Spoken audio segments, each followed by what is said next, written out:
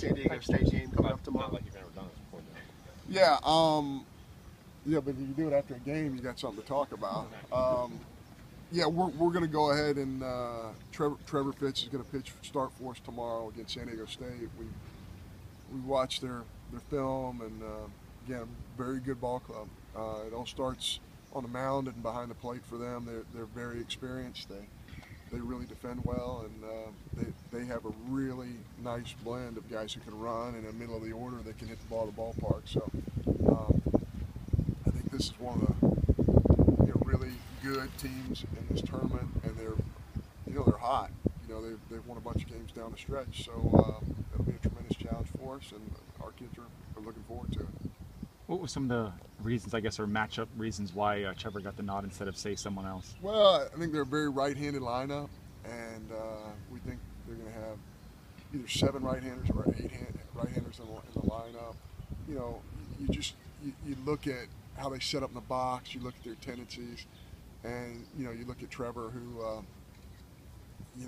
has pitched on the front end of weekends for us, and he's used to it, and has pitched in the College World Series, and we have full strength of our bullpen available to us. So, we will use our bullpen at any point in time where we feel like the game is at hand, and we feel like we have some good matchups out of the bullpen as well. But Trevor's done a pretty solid job of getting us off to a good start, and that's what we need.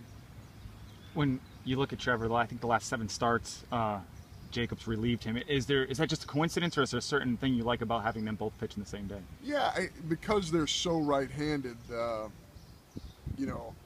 obviously we feel like Lindgren's a good matchup against anybody, but especially when there's left-handers involved. So, yeah, certainly he will be in there. I wouldn't be shocked at all if Miles Gentry is somebody who gets in a ball game early. He's pitched so well against right-handers.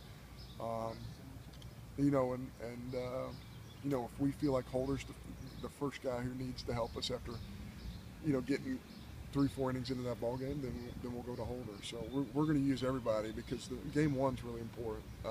That's the most important game to me of the entire regional. And not to say if you don't win that game, you still can't win the regional. It just puts you in such a much better position. So we'll, that's why we'll play it on the mound, and hope that. We can score some runs and defend that field. It's turf, and we worked out on turf for the last 2 days inside, and hopefully we'll be able to have some balls bounce our way. I was going to say, how long do you feel like the team needs to get adjusted to that turf? I know you guys are going down today. Yeah. Do you think you need a couple of tryouts on it to get used to it? Well, I feel differently about this than most coaches do. I'm less in adapting yourself to the environment, and more we have work to do, and we need to focus on us, not the environment. And because we have so much turf on this field, that our kids are constantly taking ground balls on this turf, they're constantly running on this turf.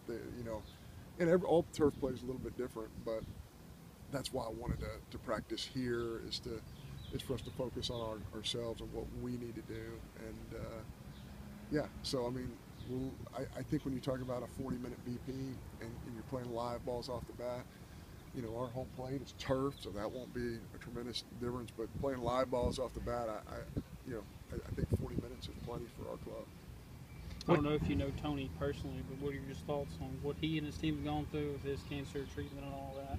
Yeah, I don't know Tony Gwynn at all. I'm a big admirer of his. I mean, you talk about somebody has 3,000 plus hits in the big leagues. I mean, you can't discount that in any way.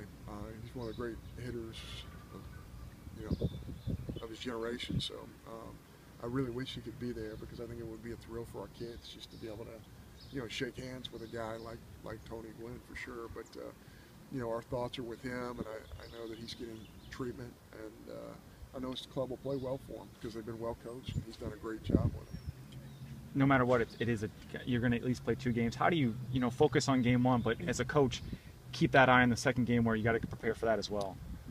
It's not difficult as a coach, because all you're concerned about is what's in front of you. And certainly, our kids know that San Diego State's a really good baseball team. So it's a big game for us. It's a big opportunity. it's not unlike a lot of Friday nights in the Southeastern Conference. So I think we're pretty well prepared in that regard. Do you look at any tape now, or do you wait until you get there and watch them live, maybe after the first game Friday, for Jackson State or Louisiana Lafayette? Yeah, I think getting to see them play on Friday night is big, but again, they don't even exist until after our game is over, and we'll because if you start focusing on something that doesn't exist, then you're not focused on the task at hand. So yeah, I think that we'll have a chance to watch. We already have great video of both those schools, Jackson State and ULL, but we'll really spend that next 24 hours, immediately after our game, going over that stuff as soon as we know who we're going to play. What do you see, John, about the Derby kid that they have on the mound for San Diego State?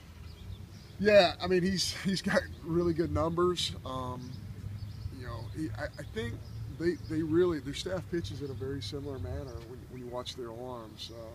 It all starts with if you can locate the fastball on both sides of the plate, and he's been able to do that.